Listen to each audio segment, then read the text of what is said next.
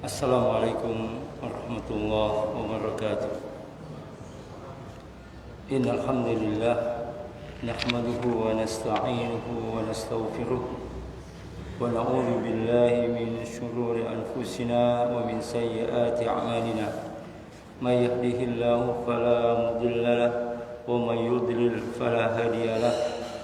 Asyhadu an la ilaha illallah wahdahu la syarika lahu wa asyhadu anna Muhammadan abduhu wa rasuluh.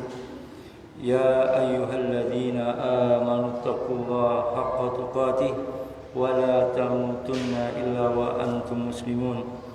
Ya ayyuhalladzina amanu taqullaha wa qulu qawlan sadida yuslih lakum a'malakum wa yaghfir lakum dhunubakum wa may yuti'illaha wa rasulahu faqad faza fawzan 'azima. Amma ba'd, fa inna asdaqal hadits kitabullah wa khairal huda hudan nabiy sallallahu alaihi wasallam wa syarrul umuri muhdatsatuha wa kullu muhdatsatin fid din bid'ah wa kullu bid'atin dhalalah wa kullu dhalalatin finnar. Alhamdulillah, summa alhamdulillah. Puji syukur kita panjatkan kehadirat Allah Subhanahu wa taala yang pada malam ini telah memberikan nikmat-Nya yang begitu besar kepada kita. Yakni kita pada malam ini dimudahkan oleh Allah Subhanahu wa taala untuk melangkahkan kaki kita di masjid ini guna menunaikan salat maghrib berjamaah. Dan alhamdulillah salat maghrib sudah kita tunaikan, dan semoga Allah Subhanahu wa taala menerima ibadah salat maghrib kita di malam ini. Salat dan salam semoga tetap tercurah limpahkan kepada Nabi kita Muhammad sallallahu alaihi wasallam, kepada keluarga beliau, sahabat-sahabat beliau, dan orang-orang yang senantiasa istiqomah meniti jalan kehidupan beliau. Kita akan lanjutkan pembahasan pekan yang lalu tentang adabun niat, yakni adab-adab dalam berniat. Kenapa ini penting untuk kita bahas, sehingga kajian ini ada 2 kali pertemuan terkait dengan bab tentang adab dalam niat ini? Karena Yahya bin Abi Katsir rahimahullah mengatakan ta'allamun niyah fa innaha ablagh minal amal. Pelajarilah niat karena ia lebih dahulu sampai di sisi Allah daripada amalan. Makanya pekan yang lalu kita bahas, orang ketika dalam hatinya sudah ada niat baik, maka dia sudah tercatat memiliki amal yang baik. Artinya dicatat oleh Allah Subhanahu wa taala bahwa dia telah dicatat sebagaimana pahala orang yang melakukan amalan kebaikan. Bahkan pekan yang lalu kita bahas dalam hadis Nabi SAW, ada orang yang hanya berniat, yang tidak melakukan sebagaimana orang melakukan hal-hal yang besar, tetapi dengan hanya niat yang tulus, dia mendapatkan pahala besar sebagaimana orang yang berjibaku dengan segala macam amal solehnya, hanya dengan niat yang betul. Ya.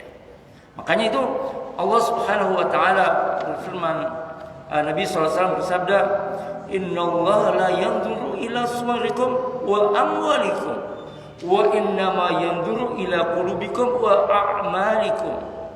Sesungguhnya Allah tidak melihat rupamu dan hartamu, akan tetapi Allah melihat hatimu dan amalmu. Maka betul kalau tadi dikatakan menyibukkan diri untuk senantiasa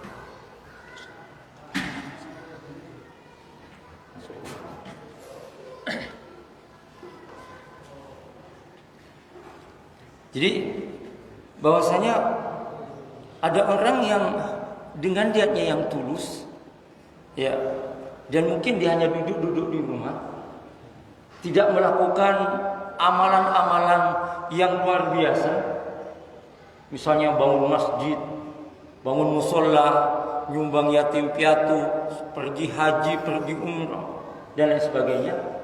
Tapi orang yang cuma-cuma duduk di rumah itu karena niatnya tulus, kata Nabi SAW, dia mendapatkan pahala yang sama saat dia betul-betul ingin mencontoh orang-orang yang beramal soleh tersebut. Maka mengurus hati ini betul-betul harus lebih kita perhatikan, lebih kita pedulikan. Sebagaimana yang dikatakan oleh Sufyan Ats-Tsauri, ma'alajtu syai'an asyaddu alayya minni niyati li anna tataqallabu alayya. Tidak ada sesuatu yang paling berat untuk saya obati kecuali masalah niatku, sebab ia senantiasa berbolak-balik dalam diriku. Artinya kita itu memang hati kita tidak pernah diam, tersibukkan untuk melawan bisikan-bisikan yang ada di dalam diri kita. Kadang kita mau buat amal soleh, ada bisikan supaya dapat ini, supaya dapat itu. Atau kita ingin melakukan amal soleh, kemudian kita mundur ke belakang karena takut dipuji dan lain sebagainya. Maka memperhatikan hati kita itu betul-betul menjadi sesuatu yang sangat penting, ya. Karena amal itu kalau niatnya salah, rusak. Maka dalam Islam, baiknya amal itu bergantung pada baiknya niat.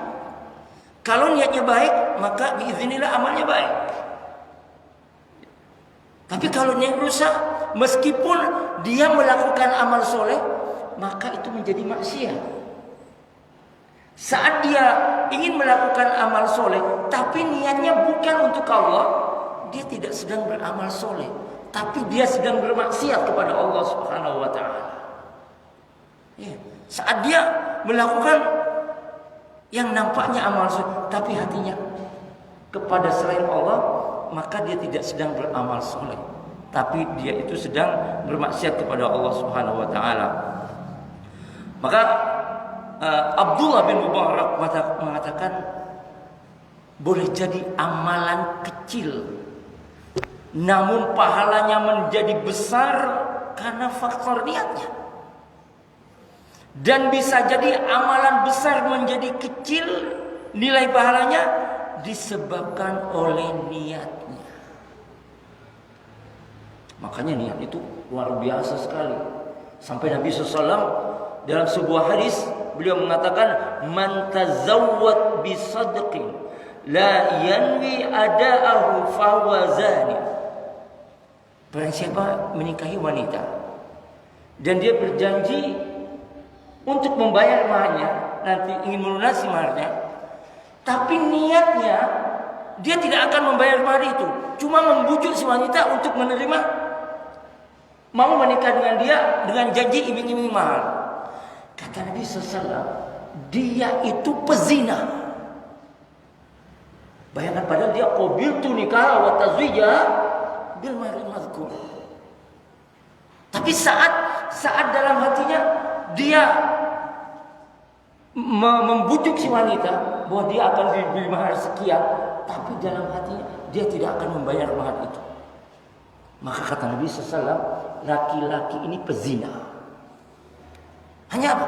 Karena urusan niat. Artinya persoalan niat menjadi sesuatu yang sangat fundamental di dalam Islam, menjadi sangat-sangat mendasar di dalam Islam. Niatnya tidak karena Allah, habis semuanya. Habis semuanya. Kalau kita beramal bukan karena Allah, rontok semuanya amalnya, dapat capeknya. Ya, makanya ya betul-betul hati ini, doa yang diajarkan Nabi SAW betul-betul harus kita senantiasa baca. Ya muqallibal qulub, tsabbit qalbi ala dinik. Ya muqallibal qulub, tsabbit qalbi ala dinik. Karena tidak ada yang bisa menjamin hati kita dalam keistiqomahan. Tidak akan ada yang menjamin hati kita ada di dalam keistiqomahan. Demikian juga kata Nabi SAW, barang siapa berhutang, ya, tapi ketika dia hutang sudah niat tidak mau bayar hutang, maka kata Nabi, orang ini pencuri. Orang ini pencuri. Nah, ini artinya urusan hati itu betul-betul urusan kita dengan Allah Subhanahu wa taala. Tak ada yang tahu. Kita ikhlas, tidak ikhlas, cuma Allah yang tahu. Kita jujur sama Allah. Karena itu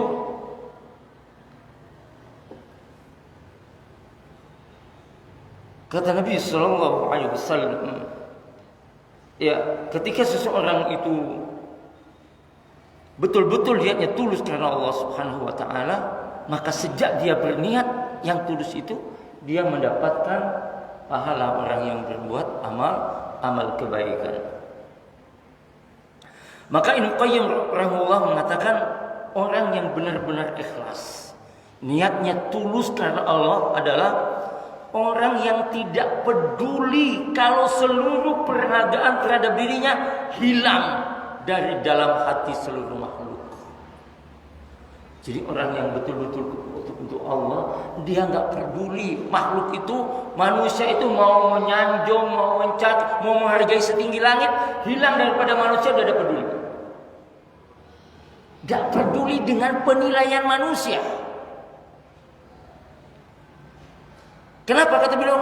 Demi untuk kebersihan hati dan dirinya. Ia tidak suka manusia mengetahui secuil pun amalan kebaikan. Dan ia tidak benci jika keburukannya diketahui oleh banyak orang. Sebab kalau ia membenci hal itu, berarti ia memandang, memang ia berharap bertambahnya penilaian manusia terhadap dirinya. Maka betul kata seorang ulama, sembunyikanlah amal baikmu sebagaimana engkau menyembunyikan aib-aibmu. Artinya, sembunyikanlah amal kebaikan kita melebihi bagaimana kita menyembunyikan aib-aibnya. Dan ini tentu tidak mudah, butuh perjuangan. Maka kata Ibnu Qayyim, orang yang betul-betul ikhlas, dia tidak lagi peduli dengan omongan manusia tentang dirinya. Tidak peduli lagi omongan manusia tentang dirinya, dia tidak peduli. Mau dia mencaci, mau dia memuji, mau dia begini, sama sekali tidak ada kepedulian dengan itu semua. Kenapa? Karena Allah adalah puncak yang dia tuju. Ya. Wa huwa matlub. Allah adalah puncak yang dia cari. Keridhaan Allah adalah puncak dari segalanya. Sehingga kalau Allah yang menjadi tujuannya, urusan dunia ini semuanya menjadi kecil. Urusan dunia ini menjadi remeh-temeh. Ya. Urusan dunia ini menjadi tidak menarik ketika Allah Subhanahu wa taala betul-betul menjadi tujuannya. Maka Fudail bin Iyad rahimahullah menafsirkan ayat, sesungguhnya ya, Allah jadikan akhirat itu untuk orang-orang yang tidak menyombongkan diri dan membuat kerusakan di muka bumi. Apa kata Fudail bin Iyad tentang tafsir ayat ini? Ayat ini membuat hancur semua angan-angan, membuat berantakan semua angan-angan.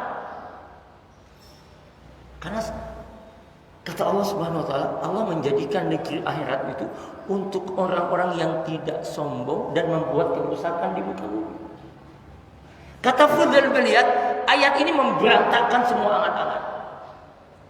Kalau orang ikhlas tidak punya ambisi dunia, tidak punya ambisi untuk dipuji, tidak punya ambisi untuk merasa lebih baik, lebih terhormat daripada orang lain.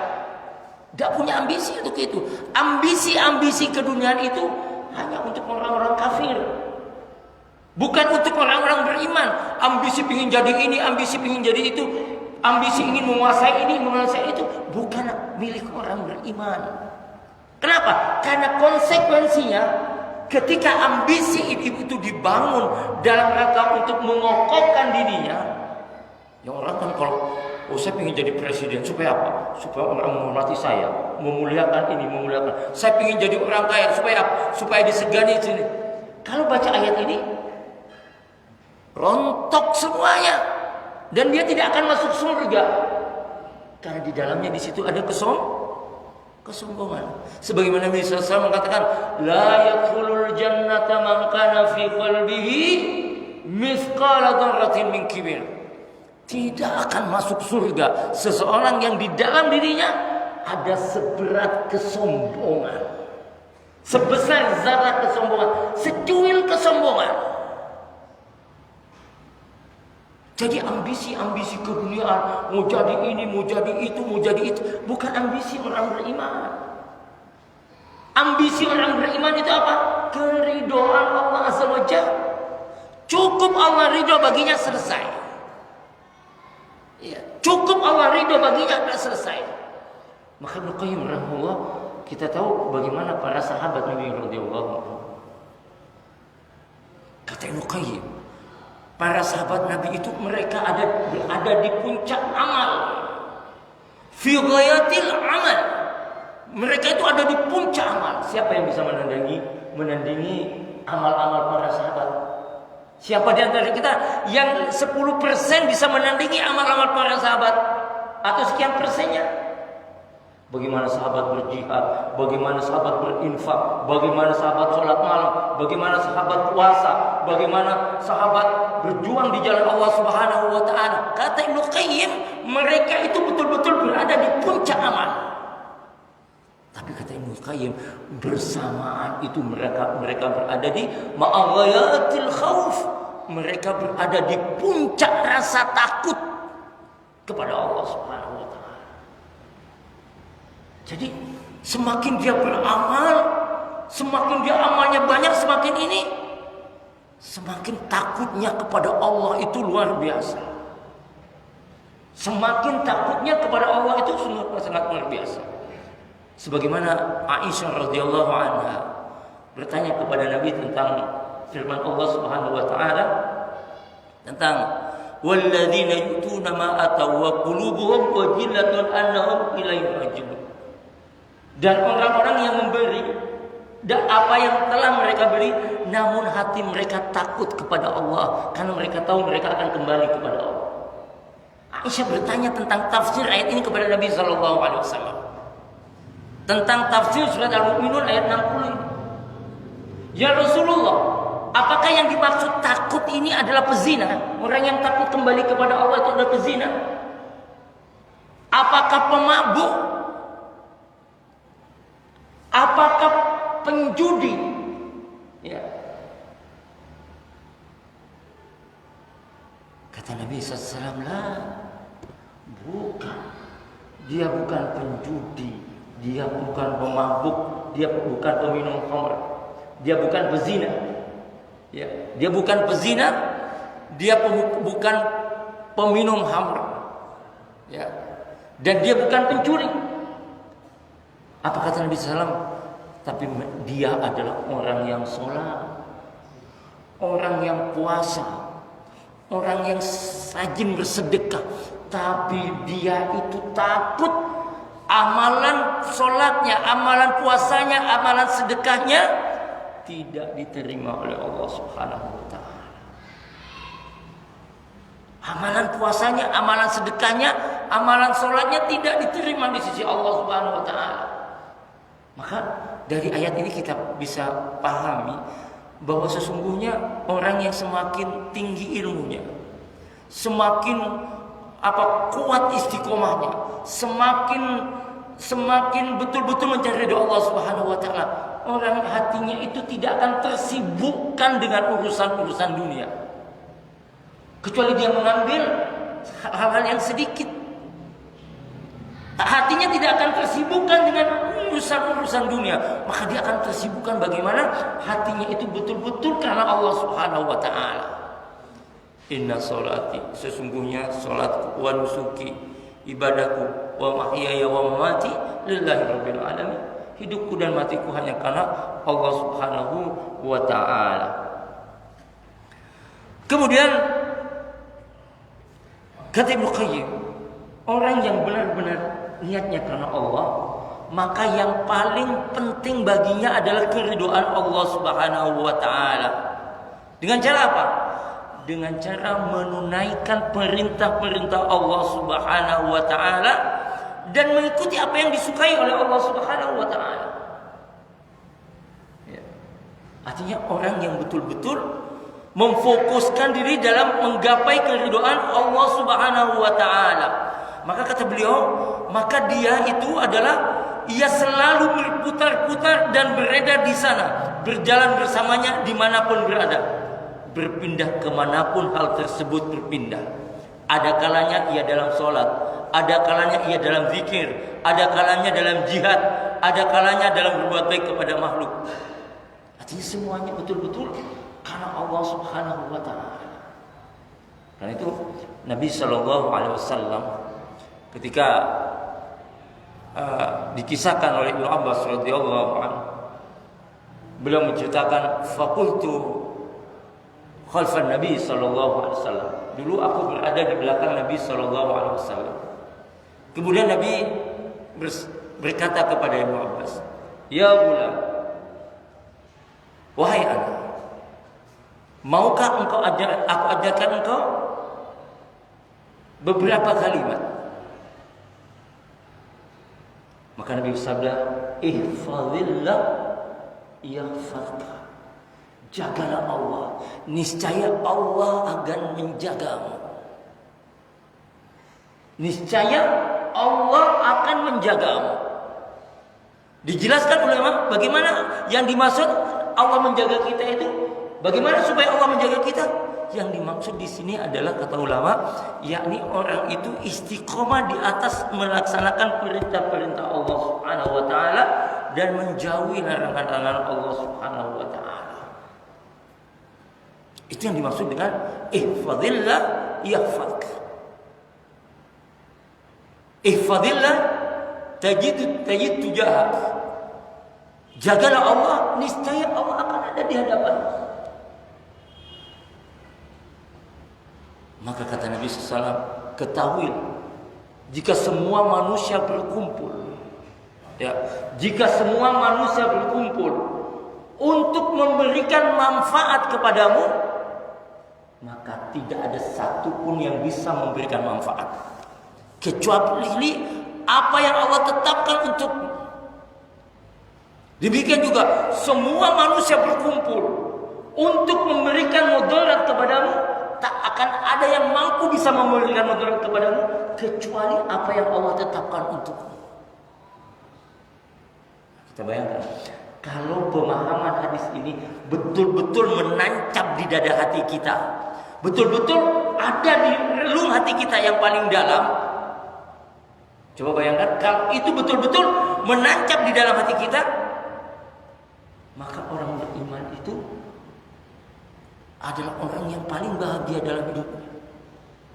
Kenapa? Karena dia tidak pernah menggantungkan hidupnya kepada selain Allah Subhanahu wa ta'ala. Ya. Kenapa? Karena dia tahu, yakin betul siapapun tidak akan mampu memberikan manfaat kepada dirinya kecuali manfaat itu sudah Allah tetapkan untuk dirinya. Sehingga tidak perlu pakai wajah dua supaya naik jabatan, pura-pura baik, supaya pingin ini, begini. Gak akan bisa. Tak akan bisa hati orang itu berpindah dengan sikap kita. Tidak akan bisa kecuali Allah mengendakinya. Nah, keyakinan ini betul-betul harus dibangun di dalam diri kita. Bagaimana keyakinan ini betul-betul siapapun tidak akan bisa mampu memberikan manfaat kepada kita. Maka betul, sibukkan kita di atas ketaatan kepada Allah Subhanahu wa ta'ala. Sibukkan kita dalam ketaatan kepada Allah Subhanahu wa ta'ala. Tak perlu menilai orang, tidak perlu mendengarkan kata-kata orang tentang apa yang kita lakukan selama kita berada di jalan Allah Subhanahu wa ta'ala.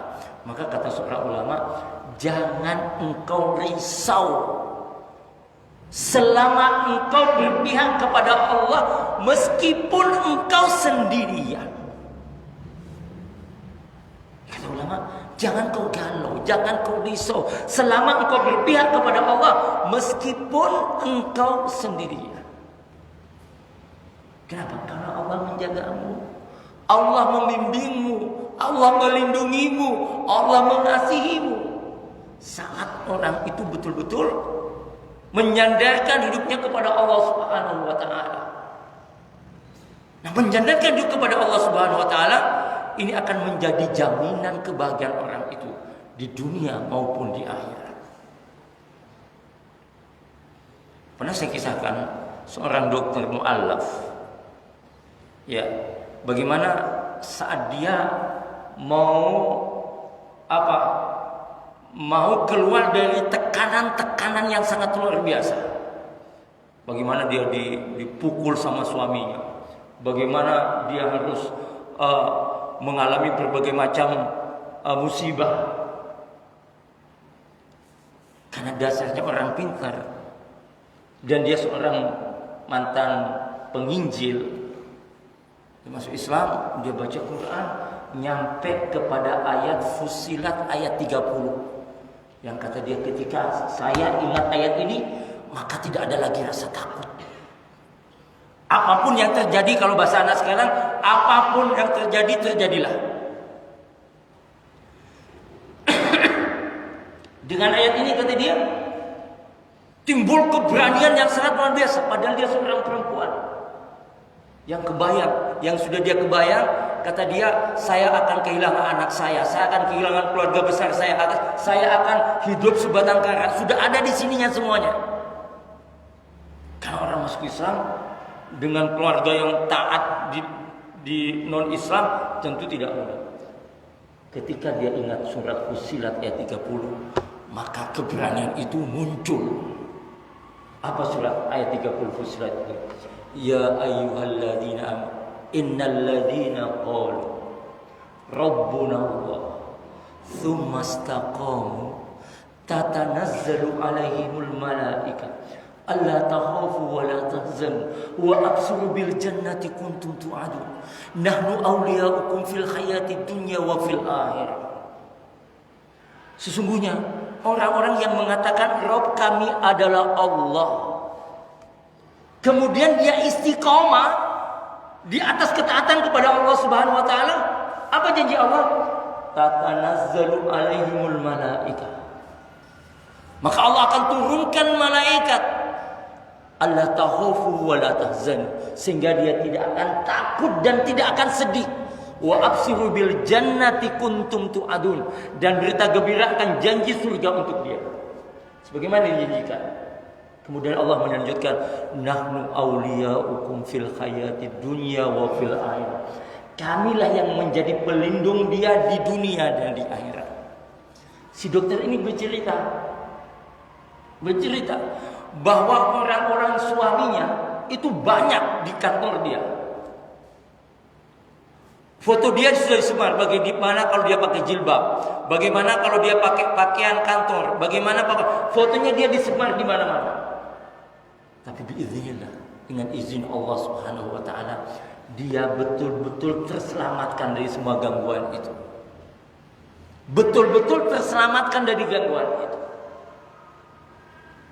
Ketika orang itu istiqomah di jalan Allah Subhanahu wa taala, dan untuk istiqomah ini betul-betul jatuh bangun, ya, semangat turun lagi, semangat turun lagi. Makanya cari teman itu betul-betul, kata ulama, memilih teman itu lebih sulit daripada memilih istri. Bahaya teman itu lebih bahaya daripada bahaya istri. Ya kan, ada suami-suami takut istri kan, ada. Kata ulama, bahaya teman itu lebih bahaya daripada istri. Makanya saat kita iman kita turun, saat kita lagi malas, saat punya teman yang memberikan semangat, teman kita baik, teman kita yang mengerti, maka akan terasa kepayahan kita, capaian kita, turunnya iman itu akan terbantu dengan teman kita. Tapi saat kita berteman dengan orang-orang yang sama, nggak peduli dengan dengan keimanan, tidak peduli dengan agama, maka saat kita turun akan semakin anjlok. Maka kata Ibnu Qayyim, syarat kita memiliki teman itu ada beberapa syarat supaya saat kita dalam kondisi apapun, teman itu hadir sebagai penyemangat, sebagai penasehat, sebagai pembantu untuk mengatasi persoalan-persoalan kita. Apa kata Ibnu Qayyim? Teman yang dimaksud itu apa? Maksudnya teman dekat. Kalau dengan siapapun kita boleh berteman. Tapi teman khusus di mana kita berbagi masalah, berbagi nasihat, ini tidak sembarang orang. Maka kata Ibnu Qayyim, syarat untuk kita bisa mendapatkan teman yang baik, syaratnya kata Ibnu Qayyim, carilah teman yang mengerti ilmu agama. Yang mengerti ilmu agama. Maka betul kalau Imam Ahmad mengatakan an-nasu ilal ilmi ahwaju minhum ila ta'ami wa salam. Kebutuhan manusia terhadap ilmu agama ini melebihi kebutuhan dia terhadap makan dan minum. Kata Imam Ahmad, kita ini makan sehari 1-2 kali udah selesai. Tapi untuk urusan ilmu din ini kata Imam Ahmad, ada di anfasi, sebagaimana tarikan nafas kita. Bisa kita tahan tidak nafas setengah menit? Tidak bisa. Kita butuh nafas. Nah, agama itu seperti itu. Maka Imam Syafi'i mengatakan, wa man fattahu ta'lim waqta syababi fakabbir alaihi arba'ali wafatin. Barang siapa tidak belajar agama di waktu muda, maka takbirkanlah 4 kali sebagai salah satu bentuk kematiannya. Lihat bagaimana nasihat Nabi kepada Ibnu Abbas. Ihfadillah yahfadka. Jagalah Allah, niscaya Allah akan menjagamu. Artinya menanamkan tauhid sedini mungkin kepada anak-anak itu sangat berbekas. Ya. Sangat berbekas. Artinya apa yang terjadi pada seorang anak ketika tauhidnya betul, dan apa yang terjadi kepada semua orang ketika tauhidnya betul, maka apapun yang terjadi dia akan lapang dada. Kenapa? Karena dia yakin tak ada satupun yang terjadi di muka bumi ini tanpa izin Allah Subhanahu wa ta'ala. Maka ada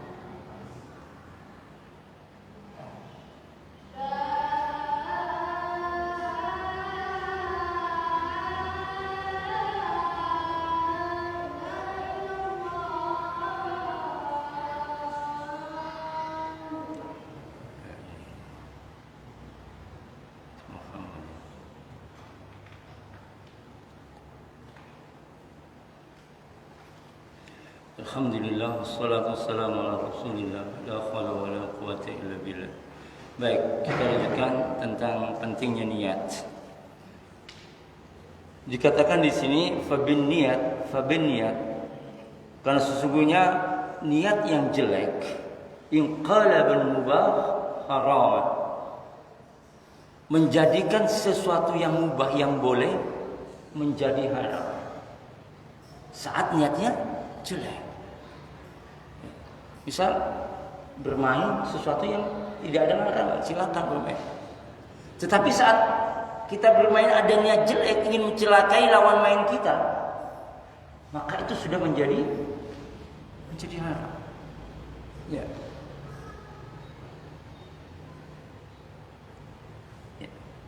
Wal jaizu mamnu', sesuatu yang boleh menjadi tidak boleh ketika niatnya rusak. Ya.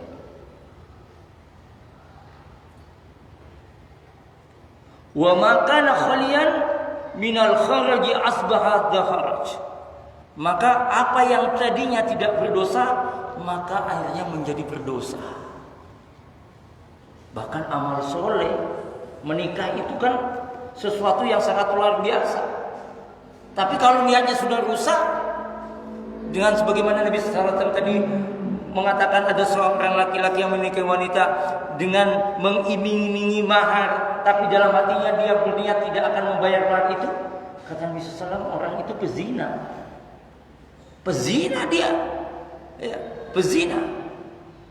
Maka dikatakan di sini kullu hadza yu'akkidu ma ya'taqidul muslim fi khatarin niyah.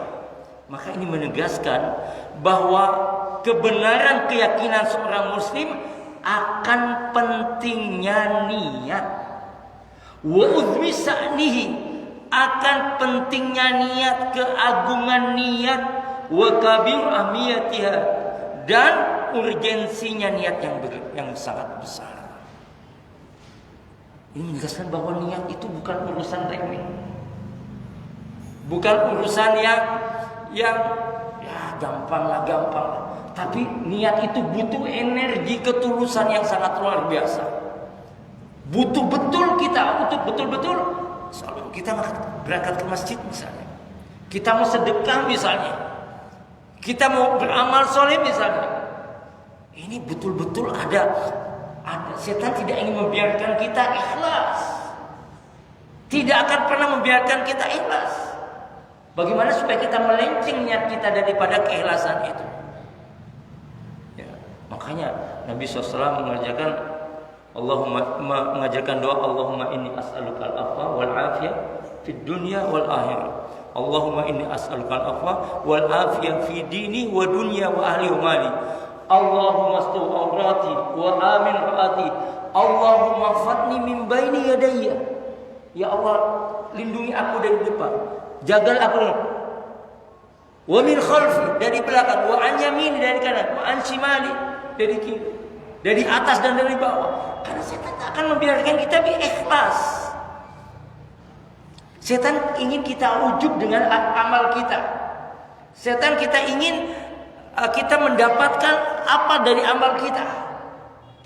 Maka kalau sudah itu yang ada pada kita berangkat melakukan amal soleh, melakukan amal yang namanya soleh tapi hatinya rusak, niatnya rusak, maka semua itu tidak ada manfaatnya sama sekali. Maka dikatakan walidah huwa yabni sa'irul a'mali al-salihah. Oleh karena itu hendaknya orang beriman itu membangun seluruh amalnya dengan niat yang baik. Membangun seluruh aktivitasnya dengan niat yang baik. Tidak ada niat untuk selain Allah Subhanahu wa taala. Maka ketika kita melihat definisi ibadah menurut Ibnu Taimiyah rahimahullah, tak ada aktivitas yang tak membutuhkan niat. Hampir tidak ada aktivitas yang tidak membutuhkan niat saat kita memahami ibadah sebagaimana Ibnu Taimiyah rahimahullah memahami ibadah. Apa kata Ibnu Taimiyah tentang ibadah? Beliau mengatakan ismun jami'un likulli ma yuhibbullah wa yarda minal aqwal wal af'al zahiran wa batinan. Ya. Kata ibadah itu segala sesuatu yang dicintai dan diridhoi oleh Allah, baik perkataan maupun perbuatan, lahir dan batin. Semua aktivitas yang dicintai dan diridhoi Allah Subhanahu wa taala itu adalah ibadah. Maka amalan mubah itu menjadi pahala saat niat kita betul. Misal tidur. Kalau kita tidur rasa hanya sekedar menghilangkan lelah, tidak dapat apa-apa. Ya, tidak dapat apa-apa. Tapi saat kita itu niat setelah bangun tidur, badan seger, saya melakukan A, B, C, D kegiatan-kegiatan yang bermanfaat, maka tidur kita akan mendapatkan pahala. Ya, tidur kita akan mendapatkan pahala. Bermain olahraga, kalau hanya sekedar olahraga tidak dapat pahala. Tidak dapat pahala saat kita cuma lari pagi jogging, targetnya 3 kilo, 4 kilo begini, tidak dapat pahala sama sekali. Ya. Tapi kalau saat kita olahraga niatnya badan ini seger sehingga badan ini kuat, sehat, dengan nambah target Quran ngajinya, sholatnya, ibadah-ibadah yang lain bisa dilakukan, maka olahraga itu akan ada pahalanya. Tapi kalau hanya sekedar tuntutan olahraga, ya tidak ada pahalanya. Ya. Maka niat itu betul. Sebelum berangkat, dilihat dulu koreksi niatnya nih. Niatnya olahraga ini itu apa? Gagah-gagahan, supaya sekedar badan sehat, atau menghilangkan stres. Tapi kalau untuk Allah, sebagaimana dikatakan oleh Ibnu Taimiyah, apa yang Allah cintai dan Allah ridhoi, baik perkataan maupun perbuatan, itu ibadah. Itu ibadah. Segala sesuatu yang dicintai dan diridhoi Allah, maka itu ibadah. Maka dikatakan di sini bahwa sesungguhnya judahu fi alla ya'mala 'amalan bidun niyyah.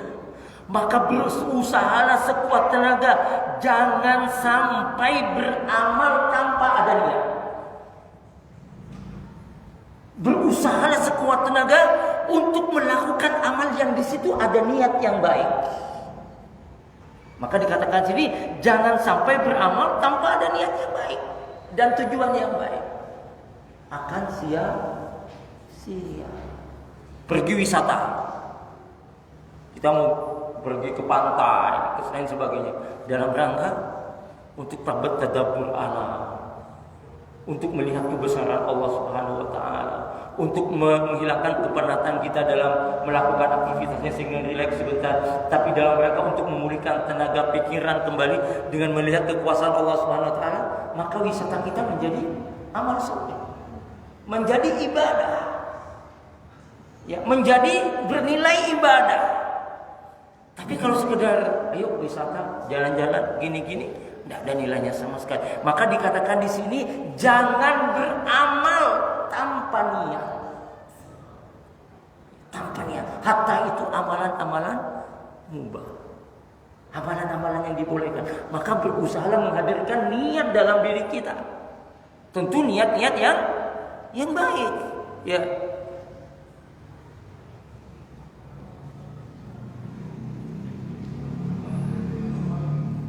Karena itu idzan niyah ruhul amal wa qawamahu. Karena itu niat itu adalah ruh. Ya. Niat itu adalah ruh dari amal dan merupakan tiang penyangganya. Ruh artinya amal yang tidak ada niatnya seolah-olah seperti tubuh yang tidak ada ruhnya. Gimana? Tak berdaya, tak ada nilainya. Maka kita mesti Mesti betul-betul berjuang bagaimana kita senantiasa beramal. Maka dikatakan di sini sihhatu min sihhatiha. Baiknya amal bergantung pada baiknya niat. Ya. Baiknya amal itu bergantung kepada baiknya niat. Rusaknya amal itu bergantung kepada rusaknya niat. Ya, contohlah kita lihat dalam kehidupan kita, ketika orang nyumbang masjid, nyumbang musola, nyumbang ini, nyumbang itu, tapi ada kepentingan dunianya, rusak. merusak keadaan dan akan merusak dirinya. Nyumbang sana, nyumbang sini, tapi dalam rangka ada kepentingan dunia dari sumbangan yang dia lakukan. Maka di sini katakan rusaknya amal itu bergantung kepada rusaknya niat. Kalau niatnya rusak, maka amal yang dilakukan akan rusak. Iya, akan rusak. Karena tidak ada nilai keikhlasan di sini. Maka Allah mengatakan, ya ayyuhalladzina amanu la tubtilu shadaqatikum bil manni wal adha. Wahai orang beriman, janganlah hapus pahala sedekahmu dengan menyebut-nyebut dan menyakiti hati si penerima. Pertanyaannya, kalau orang tidak ikhlas dalam beramal, kira-kira tidak disebut gak kalau dia tidak targetnya nggak kecapai? Disebut. Kurang ajar itu. Sudah aku sumbang ini, sumbang itu, tidak nganu aku dia. Sudah aku habiskan segini sampai segini, tidak peduli sama aku. Stres jadi. Stres jadi, kebingungan dia. Tapi kalau orang sudah ikhlas, dia mau bilang terima kasih, nggak ada urusan. Orang yang ikhlas, dia tidak lagi peduli. Dia mau bilang ucapan terima kasih, nggak ada urusan. Urusan dia sudah sama Allah Azza wa Jalla. Maka orang ikhlas itu lempeng hidupnya. Bantu orang yang begini nyaman. Mau bilang terima kasih, nggak terima kasih, sudah urusannya dia. Ya. Tapi saat kita dalam posisi diberi, jangan lupa mengucapkan terima kasih. Tapi saat kita memberi, posisikan bahwa kita tidak butuh ucapan terima kasih dari orang itu sekalipun. Meski hanya ucapan terima kasih. Hanya Allah Azza wa Jalla yang kita tuju.